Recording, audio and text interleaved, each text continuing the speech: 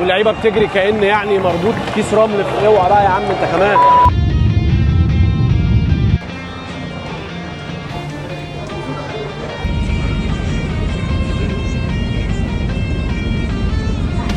الساعة 11:30، فاضل نص ساعة على الماتش.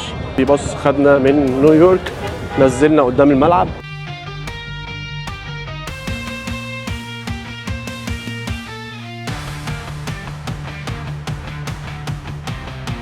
فاضل ربع ساعة على الماتش ومش عارف انا كده لقيت مكاني ولا لا، بس ان شاء الله يعني يكون السلم ده اخر هو مكاني، لان الاستاد ده اكبر من استاد هارد روك ستاديوم. انا شايف الطريق كله اخضر ودي حاجة ما تبشرش وما تبسطش.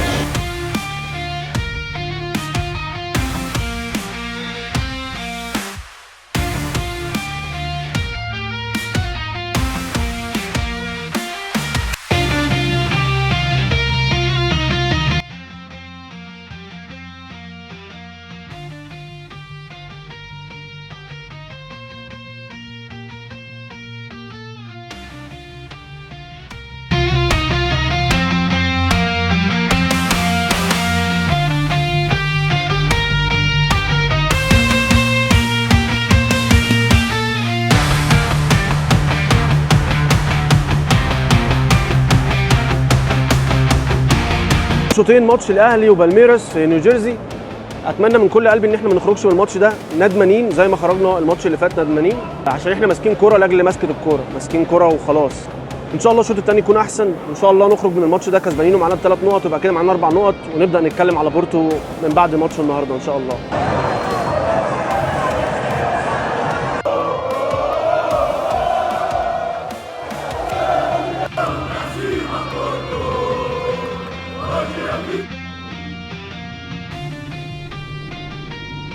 بعد ما الشوط الثاني بدأ بشويه شفت زي برق في السماء، خد ثانيه مش اكتر من كده، وبعدين الحكم وقف الماتش، وفي المذيع الداخلي بتاع استاد ميت لايف في نيو جيرسي قال للجمهور وللعيبه اي حد موجود في منطقه الملعب سواء في الملعب الاخضر او في المدرجات يخرج من المنطقه دي ويروح يقعد في منطقه امنه جوه الاستاد مش جوه الملعب، وياخد منطقه امنه يحتمي بيها لسوء الاحوال الجويه.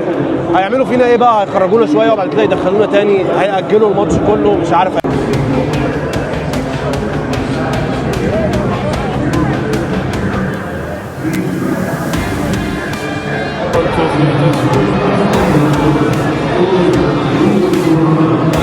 اعتقد مفيش تأجيل ولا حاجه، وان المباراه هتتلعب في ميعادها عادي هتستكمل، لاني سامع دلوقتي ممكن تكونوا كمان سامعين معايا المذيع الداخلي بيطلب من الناس ان هي ترجع لمقاعدها، واظن ان هو طلب كده برضو من اللعيبه ان هم يرجعوا الملعب.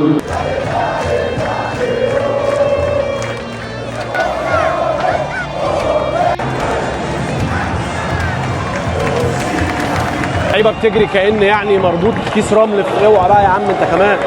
خارجين من ملعب ميت لايف ستاديوم، يعني مباراة حزينة قوي، مباراة حزينة أكتر من بتاعت انتر ميامي اللي أنت كنت ممكن تكسبها.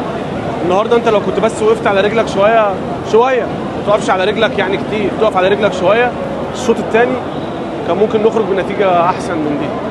الحقيقة لسه في اختيارات للمدرب للعيبة أنا مش فاهمها، وما أعتقدش إن أنا هفهمها، لأن أنا عندي يعني عينين بشوف عادي لمسة اللعيب. هو بقى بيشوفهم في التدريب ما بيشوفهمش في التدريب، بيتفرج على الماتشات معانا، يعني ال3 ماتشات اللي هو لعبهم شاف فرق اللمسه ما بين لاعب والتاني. ما اعرفش الحقيقه، عارف ان المدرب لسه في الاول ولسه ما يعرفش اللعيب، عارف الكلام ده كله والله العظيم، بس ما يعرفش اللعيبه، ما بيشوفهمش، ما بيشوفش ده بيقدر يعمل ايه وده بيقدر يعمل ايه. يعني اللعيبه اللي احنا شاريينها دي كلها شاريينها ليه؟ شاريينها عشان الدوري اللي احنا بنكسبه كل سنه، ولا شاريينها عشان افريقيا اللي بنكسبها سنه او سنه لا؟ اللعيبه اللي مش على قدر واقع الاهلي الجديد ما يجوش. لكن بقى احنا بنقعد نحرجم كل واحد، اللي عايز يطلع الهداف التاريخي، واللي عايز يجيب هدف رسمي في اول مباراه رسميه، اللي عايز يجيب هدف يجيبه في الماتش. يا جماعه ما يستناش ضربه جزاء ونتخانق عليها كاننا في الحاره، حتى في الحاره ما كناش بنتخانق على ضربه جزاء. عامه دي اخره الفلوج. الاهلي خسر من بالميراس 2-0. ان شاء الله نيجي ماتش بورتو لعل وعسى في حاجه تتغير.